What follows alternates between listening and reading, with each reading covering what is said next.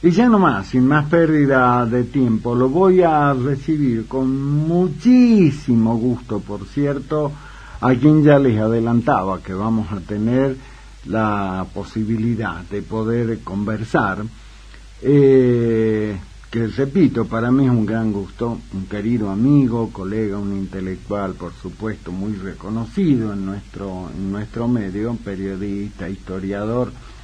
Hablo de Ernesto Viselia, mi querido amigo, que como siempre se ocupa de aquellos temas que salen de la coyuntura, que tienen que ver con los temas que nos deberíamos ocupar. En este caso, se hizo eco de esta situación que se plantea, como les explicaba, de lo que es la reforma de la Carta Municipal, que es la constitución de la ciudad, donde los convencionales, el bloque de los convencionales de La Libertad Avanza, lo que buscan, ya nos va a explicar ampliamente Ernesto, pero en pocas palabras es como que el Estado municipal de ahora en más no tenga nada que ver con el tema del turismo, cuando sabemos que la tarea mancomunada Estado privado permitió que el turismo en Salta, desde hace por lo menos 3 décadas, tenga el desarrollo que tiene.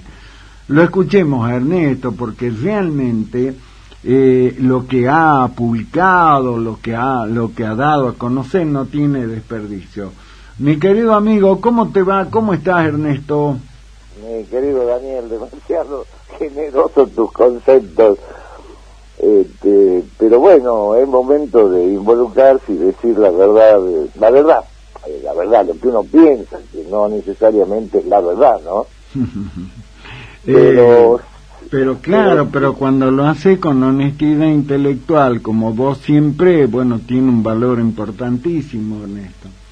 Bueno, muchas gracias. No, yo creo que acá hay una cuestión de fondo grave, que es el hecho de que no se da, o no sé cómo explicarlo, en el sentido de que no hay quienes salgan a dar un debate público sobre los temas de la ciudad. A mí me preocupa que la reforma de la Carta Orgánica Municipal, que me parece que en el consenso popular, en el imaginario colectivo, no está tomado el peso de lo que eso significa.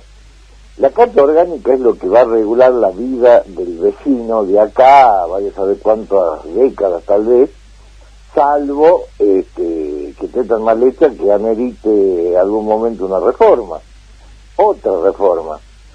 Pero a mí me preocupa que se están tomando decisiones basadas en dos cosas: el peso del número, pero más grave que eso, la ausencia de formación intelectual, cívica, cultural, por parte de la gente de La Libertad Avanza.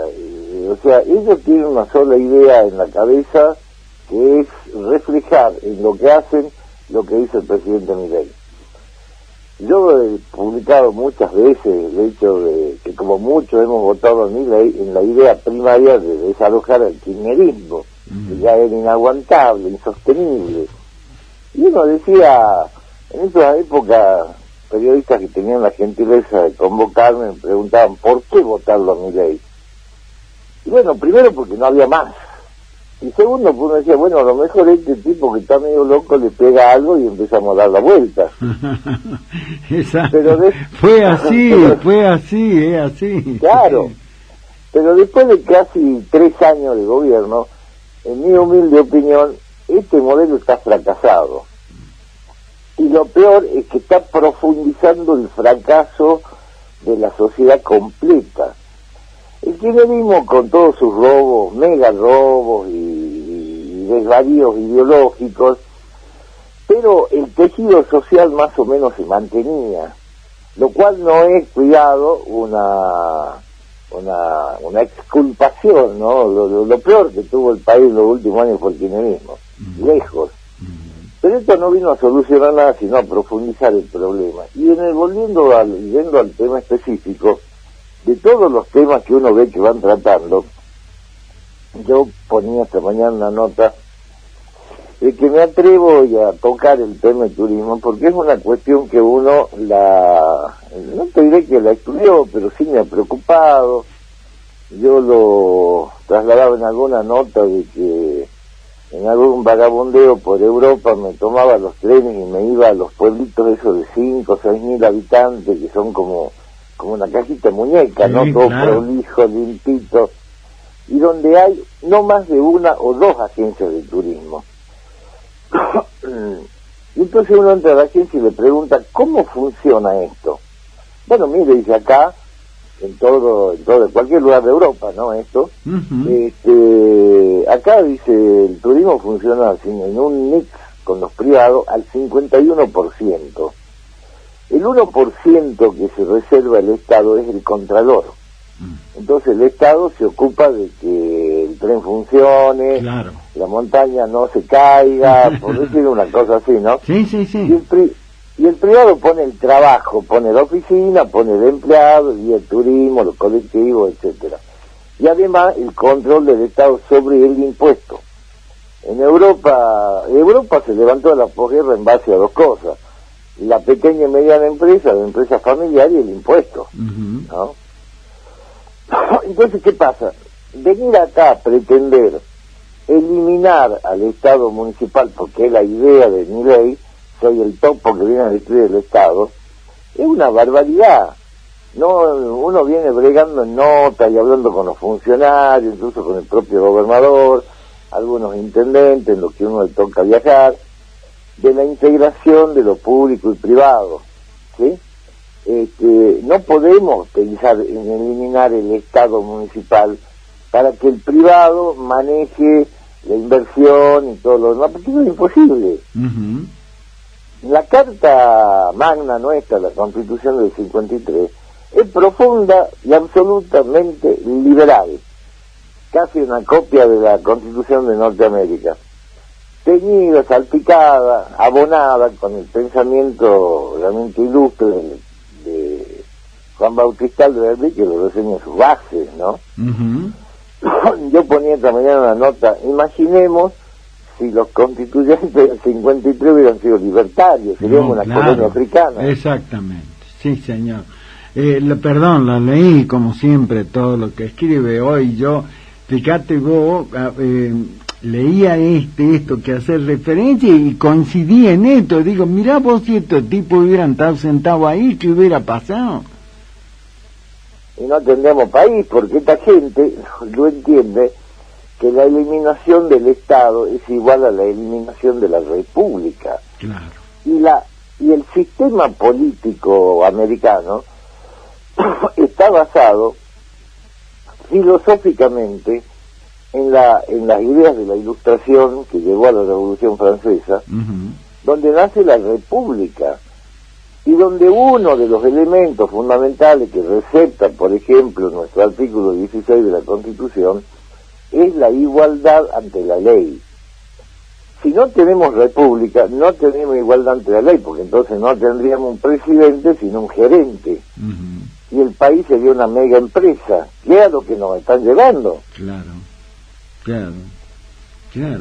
Es increíble. Ahora, yo lo que digo, yo desde un comienzo, apenas vimos cómo fue la elección de los convencionales, los concejales, los diputados el año pasado en la provincia, te digo sinceramente, mi querido Ernesto, yo decía, che, y estos tipos que se venían a sentar, mujeres y hombres, en una banca legislativa, ¿tienen idea de qué se trata esta gestión en el caso de los libertarios? Y la verdad que decía, yo creo que estos no tienen idea de nada y se van a limitar a hacer lo que le indiquen: levanta la mano, baja la mano, aplaudí, quédate callado, habla. Y bueno, esto lo vemos nosotros, yo incluso también le dediqué algunas notas al tema. Sí. El Consejo Deliberante que tenemos es lastimoso. Uno ve los debates que se publican, los videos, y los tipos van a hacer una tribuna de sus ideas personales, denuncia, de chismografía electoral, y uno se pregunta, y el vecino, no, yo por ejemplo metió mucho el tema, y lo traté de traer acá a algunos municipios, pero bueno, yo siempre digo que a Colón le costó menos sacarle 3 carabelas de reina que meter una idea nueva en Salta, ¿no? Y por ejemplo, ciudades como Córdoba, como mismo Santa Fe, Mendoza, esa gente tiene una filosofía que se llama pensar municipio, pensar ciudad. ¿Qué significa pensar municipio? Primero pensar, este es un gran problema, donde tenemos concejales que no piensan. Y después pensar municipio. ¿Qué es el municipio? Sí, tenemos que pensar que el municipio es la base del sistema, es la base, digo bien, del sistema político. Es decir, la política comienza en el concejal del pueblo, de cualquier pueblo, y termina en el presidente de la nación. Uh-huh. Entonces, cuando alguna vez me invitaron a que hablemos en un encuentro concejal en Valle Calchaquí, yo le decía que el concejal es más importante que el intendente. Claro. Porque en los pueblos uno camina y el vecino, ¿quién es el primer tipo con que se encuentra? El concejal. Uh-huh. Está comprando la verdura y dice, oiga, mire la calle, la luz, lo que fuere. Ahí se inicia la participación del vecino junto con el político que es su representante. Esto no se tiene en valor. Entonces estos 21 fulanos que están acá, que tampoco, digamos, que los que venían han hecho, digamos, han descollado por sus luces intelectuales, este Consejo Deliberante le han puesto el ancla que le lleva al fondo, que es el peso de los libertarios, que lamentablemente demuestran que no tienen idea de nada más que fanáticos, soberbios, mesiánicos, y que son los rasgos propios de las dictaduras, ¿no? Uh-huh. Y ahí estamos complicados, porque pensemos que la Carta Municipal es una herencia política que le estamos dejando a los que vienen. Exacto, es para las generaciones que vienen. Nosotros ya estamos en el paquete, no, claro. Pero, o sea, esto es inimaginable lo que están haciendo. Y a mí me preocupa porque esos tipos, por eso yo me he atrevido a poner en la columna de hoy, que debemos impedir a toda costa que los libertarios sean gobierno en el 27, por esa frase con que he cerrado la nota, que dice a un bruto, dale un arma y hará una guerra, pero no le den una pluma porque os convertirá en bruto, dice, ¿no? Claro. Sí. Y, entonces nos están comprometiendo el futuro. Y acá hay ideas que yo tampoco las veo discutir en otros planos legislativos, cámara y gobierno. El nuevo esquema global, este presidente nos ha subido por capricho, pues ni siquiera decreto, a un bloque norteamericano israelita que en este momento se está hundiendo en el mundo. Pues es una prueba, esto es un dato de la realidad, no una idea de uno. Y los BRICS están con mucha habilidad ganando todo ese terreno, y nosotros vamos a quedar otra vez a la cola de la historia. Uh-huh. Entonces deberíamos estar pensando, que esto también lo hemos publicado ya, ¿qué hacemos con la Salta del futuro? Nosotros venimos de ser fundacionales, la Salta, desde la época de la independencia, y hoy la historia nos pone otra vez en una posibilidad de ser el eje de una región. Yo me acuerdo y esto también lo hemos defendido muchas veces, el Norte Grande, Roberto Romero. Si el Norte Grande hubiese prosperado como Romero lo tenía pensado, me pregunté muchas veces si acaso el Mercosur existiría, ¿no? Uh-huh. Claro. Sí. La visión de Roberto Romero. Ahora, Ernesto, lo que lo comenté fue tema de comentario, particularmente ayer con un amigo en común muy ligado al tema del turismo, luchó mucho estos años, lo comentábamos al tema. Ahora me decía, ¿quién está atrás de esta idea particular, más allá de que la idea de Milei es que el Estado no exista, pero dice particularmente quién está impulsando esta idea en Salta, en la capital, en la ciudad, para que lo incluyan en lo que es la reforma de esta carta municipal. Yo tiendo a pensar que en el caso de los libertarios, porque el libertario, o sea, estos tipos hablan de dos cosas que yo todavía no he logrado que nadie me las explique, a pesar que las pregunté públicamente. ¿Qué corchos es la batalla cultural y cuáles son las ideas de la libertad? A mí nadie, yo no encontré, no sé si tú habrás escuchado por ahí, pero las ideas de la libertad, ¿cuáles son las ideas? Yo dije, ¿cuáles son las ideas de la libertad? Estos tipos han leído a Eric Fromm, han leído a Libertad, han leído a los clásicos de la Ilustración, han leído a Alberti, han leído a Adam Smith, La riqueza de las naciones. Yo creo que no han leído ni el Pato Donald. Pero a ellos les suena lindo esto de las ideas de la libertad, y no tienen idea. ¿Cuál es la batalla cultural? Hundirnos como estamos culturalmente. Si hubiera una batalla cultural, acá tendríamos que tener el mejor presupuesto universitario, una reforma del sistema educativo. Están mirando cómo lo que está haciendo Suecia en este momento. Suecia acaba de invertir una cantidad de millones de dólares en la compra de textos de libros, porque se dieron cuenta que la inteligencia se está afectando a partir de la digitalización. Eso no lo veo yo que lo estén hablando. Para ellos la batalla cultural parece que el que no piensa como nosotros es Cuca. Y después esta barbaridad que el presidente la ha dicho hace pocas horas y la repite como un eslogan: no odiamos lo suficiente a los periodistas, y el 95% son corruptos, o sea que San Moral, Biseglia, deberíamos estar presos, ¿no? Claro.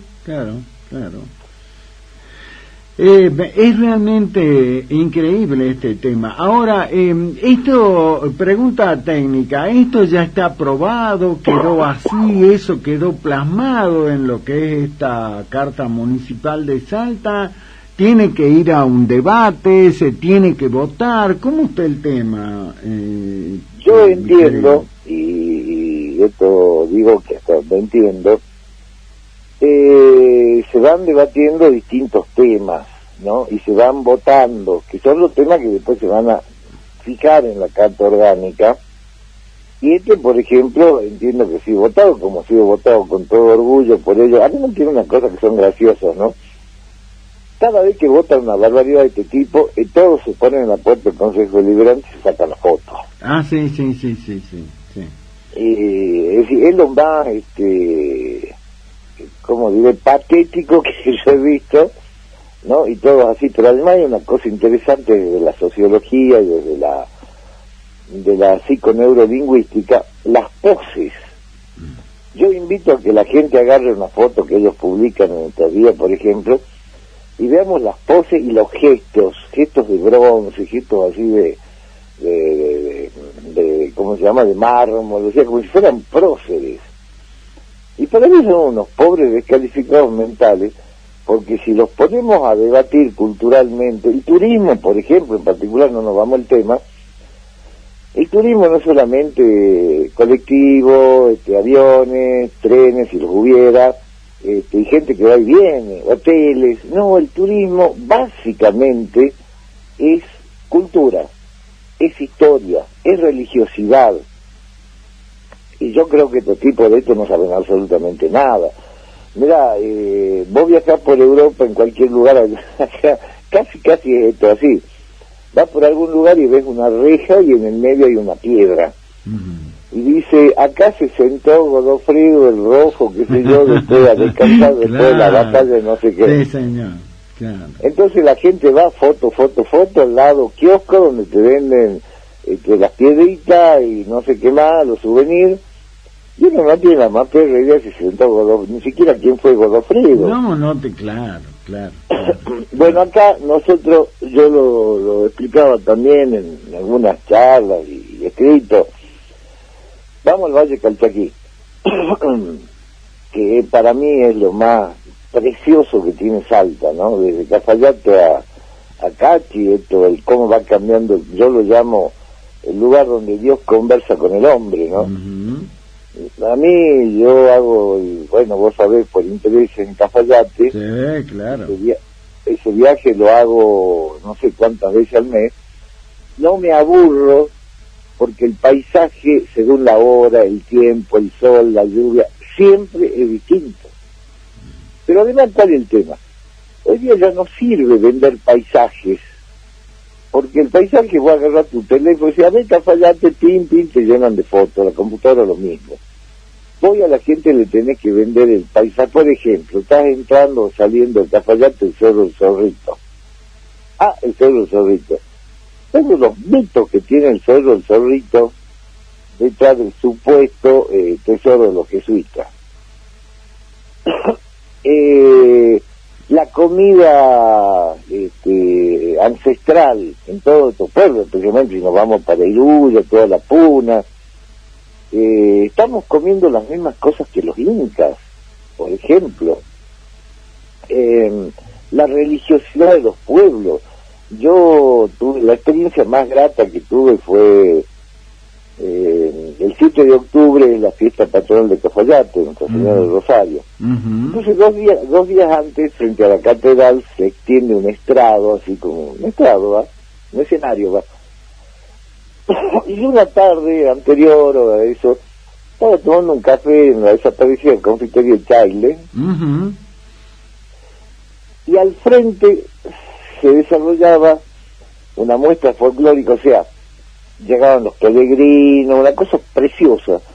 Entonces, Gaucho que bajaba del cerro y tenía ganas, se trepaba ahí, y se cantaba unas bagualas, después otros bailaban, un conjunto de nadie sabe dónde tocaba algo. Y yo decía, pero esto es folclore en estado puro. ¿Lo conocemos en Salta siquiera? No. Entonces el turismo es venderle eso. Hoy día el turismo tiene que vender emociones, tiene que vender vivencia. Venga a Cafayate a conocer el folclore en estado puro. La noche anterior a la fiesta patronal, el 6 a la medianoche, va la banda del regimiento del ejército, de los infernales, y tocan una samba, música folclórica con danza de la gente de ellos, y después a las 12 el himno nacional, y cae y suenan las campanas, y es un espectáculo sobrecogedor, sin contar la procesión del día siguiente, ¿no? Donde participa la producción, el gauchaje. Bueno, ahí está otro tema, el gauchaje. Yo le he enviado al gobernador un proyecto sobre esto de los gauchos, del gauchaje, porque son casi 50.000 familias en Salta ligadas al mundo rural, que no tienen nada, pero tienen una riqueza, el platero, el que trabaja el cuero, la señora que hace las empanadas, la cocina criolla, la jineteada. Esto es, tenemos tanto, pero tanto para vender la Semana Santa en los valles, en la Puna. Y yo en un proyecto que le mandé a Sáenz le digo, tenemos que dividir la provincia en 5 regiones o 4, porque el concepto de cultura y turismo para el hombre del Bermejo no es el mismo para el de Rosario de la Frontera, ni el del Chaco profundo, ¿no? Entonces, bueno, hay tanto, y entonces eso no se puede hacer si no está en el Estado, en el medio, organizando, poniendo recursos. Cuando digo recursos no hablo de plata, ¿no? Y después tenemos una historia para cerrarlo al tema de que yo les digo siempre, acá todo el mundo se pone el gaucho, el poncho y Güemes, vamos al desfile, y nadie sabe una peta de Güemes. Y Güemes dejó varias enseñanzas políticas, eso un poco lo pusimos en el último libro. Güemes, fundador de la democracia participativa y padre de la justicia social, se llama el libro. Güemes nos habló de la guerra de recursos. ¿Qué es la guerra de recursos? Lo que deberíamos aplicar hoy es la imaginación venciendo a la logística. Y esto tiene que hacerse entre el Estado y el privado. No podemos decir, a ver, el privado que venga y haga lo que... ¿Y quién te limpia la calle? ¿Quién te cambia el foco? Claro. Claro, así funciona en los lugares civilizados esto. Uh-huh. Ahora, el tema es que yo no entiendo, ¿no? La liviandad con la que se habrá analizado esto por parte de los libertarios.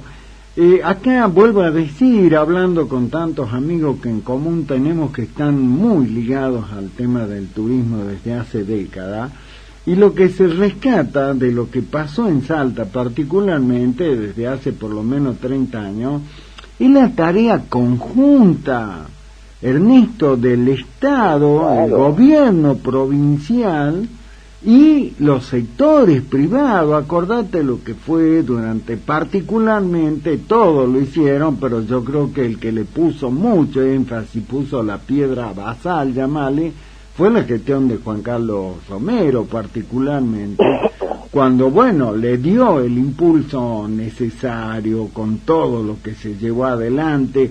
Hubo después continuidad, pero fue particularmente ahí, y eso quedó como una política de Estado. Mira, yo cuento siempre una anécdota que yo lo he visto. El primer viaje a Europa que hice fue en la época de Juan Carlos, que mirá vos, yo iba invitado por gente del gobierno del Piamonte de Italia. Entonces me fui bueno, vos sabés que yo nunca tuve cargos públicos, nada, pero bueno, uno por la profesión estoy siempre ligado. Y me presenté a la oficina ahí a Granburg, en ese momento ministro de la producción, creo que era Napoleón Gambetta. Y le digo, mirá, me voy a ver funcionarios, me gustaría llevar algo de Salta, yo obviamente era un particular. Llevé un bolso completo grande, el gobierno me dio para que le diera, por supuesto, iba ya destinado a quienes, libros de Salta, como 5 bustos de Güemes. Para los principales funcionarios que yo iba a ver, era un mástil de plata con la bandera de Salta, folletería. Y cuando uno se metía a esos pueblitos, en esa agencia de turismo, uno entraba y fíjate que vos encontrabas en la pared, que era famosa, una foto larga del viaducto La Polvorilla, y decía: Argentina, Salta, tren a las nubes. O sea, sí, era completo esto, ¿no? Y había, y bueno, y yo invité funcionarios de algunos países europeos, y acá iba el gobierno y decía: viene fulano, ¿qué me pueden ayudar? Y te ponían la mesa y se firmaban convenios y qué sé yo. Todo esto desaparecido. Claro. Entonces, ¿cómo me vienen estos tipos a decir que hay que sacar el Estado municipal o el Estado? Si esos convenios los firmaban los funcionarios del Estado. Exactamente, claro, por eso. Yo parto de esto, que es muy preocupante para quienes están sentados en cualquier función de gobierno, legislativa, en el Estado, la ignorancia, Ernesto. Básicamente es eso. Básicamente es eso. Y yo decía en la nota de hoy, y agradezco tu espacio porque creo que hay que reafirmarlo, es una toma de actitud política, sin duda. Digo, hay que impedir que los libertarios sean gobierno del 27. ¿Por qué? Porque tienen 3 años en el Congreso Nacional, en las cámaras y todo lo demás, y no hemos visto una sola, ni siquiera la intención de una sola política de Estado. Todo es verso, batalla cultural, las ideas de la libertad, los leones, y yo digo, estos son como lo que decía Perón cuando volvió a la tercera presidencia: soy un león herbívoro. Pero después una idea política, una idea de avanzada, cómo estamos mirando la Salta del futuro. Por ejemplo, esto lo he planteado y yo no encontré respuesta. Cuando Rusia invade Ucrania, al día siguiente los commodities se dispararon un 30%, porque Ucrania era el mayor productor de cereales de toda aquella región. Entonces, cuando yo le decía acá, incluso a funcionarios, ¿no?, que los quería llevar a la televisión, no encontré a nadie que vaya, pues le digo, ¿cómo estamos pensando la Salta? Pues nosotros somos productores de commodity. Claro. No, bueno, pero eso era a 20.000 kilómetros. Eso era hace un siglo atrás. Hoy día la bomba que le tiran a Irán y le tapan el estrecho de Hormuz, nosotros la sentimos a las 48 horas cuando sube la nafta. Claro. Entonces no podemos pensar el mundo como allá lejano. Tenemos que decir, ¿qué podemos hacer acá con lo que está pasando en el mundo? Y tenemos que pensar la ciudad con futuro, con idea de futuro. Y eso, en esta carta orgánica, por ejemplo, ahora si ayer los tipos todos ahí en fila para la foto, porque habían logrado controlar el monto de la pauta publicitaria. Está bien, me parece perfecto, puede ser un tema de ahorro. Después la estupidez esta de liberar, como es, sacar el estado del turismo. Sí, pero una idea de la Salta de acá a 30 años, ¿dónde hay? ¿Cuál es? Yo no he visto ninguna. Qué bárbaro, qué increíble. Bueno, ¿cómo va a seguir esta historia, mi querido Ernesto? Perdón, ¿cómo dice? No te escuché. ¿Que cómo va a seguir esta historia? Y yo creo que vamos en la rueda de la decadencia. El otro día también me lo preguntaba Mario en el programa de la televisión, me dice, ¿gana Milei? Y yo dije, y acá hay dos cosas que me preocupan. Primero, que el pueblo argentino no piensa con la cabeza, porque lamentablemente tenemos desde Menem, con Menem comienza la destrucción del sistema educativo a todo nivel, excepto la universidad. El fracaso universitario de todo el mundo es porque la universidad siguió siendo la universidad. En cambio, al destruir la primaria y la secundaria, la gente llega con casi nada en la cabeza, van a hacer un examen de ingreso y obviamente no pasan, ¿no? Entonces, pero se ha destruido el sistema educativo. Entonces la gente no piensa, no razona, sino que piensan con la heladera, y la heladera está hace rato vacía. Si seguimos por este camino, yo digo que no se gana. Pero me preocupa esto, y yo ponía el ejemplo, y es lo que está pasando con el Consejo Deliberante. Estos 9 monigotes que están ahí han llegado no por sus ideas, no por su clase, de hecho que hay 2 tipos con denuncias penales, ahora recién hay una que se pasa de no sé dónde a los libertarios, lo cual si vos no tenés principio para mantenerte en un sector político y te vas acá, imagínate qué confianza me da como ciudadano. Porque si yo te voté, vos me estás estafando el voto. Claro, claro, por supuesto. Entonces, bueno, esto por un lado. Entonces, ¿qué pasa? Yo le decía, han hecho esto desde la televisión, hicieron después de octubre una encuesta, no sé qué canal, que como decía, me decían, ¿usted lo conoce al senador Roque Cornejo? No. ¿Por quién votó? Por La Libertad Avanza. Entonces digo, acá el problema es que se está votando en manada.